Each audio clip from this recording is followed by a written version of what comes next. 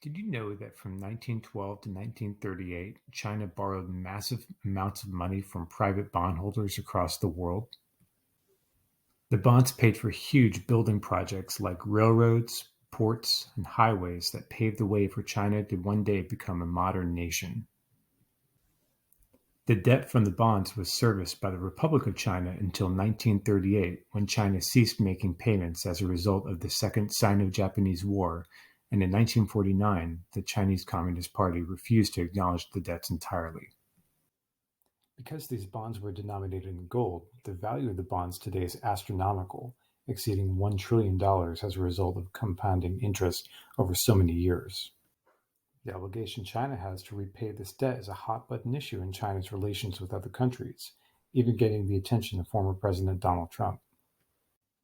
China's debt obligations has been a huge topic of interest in other diplomatic discussions. In 1987, Margaret Thatcher required China to repay British bondholders in order for China to have access to British financial markets.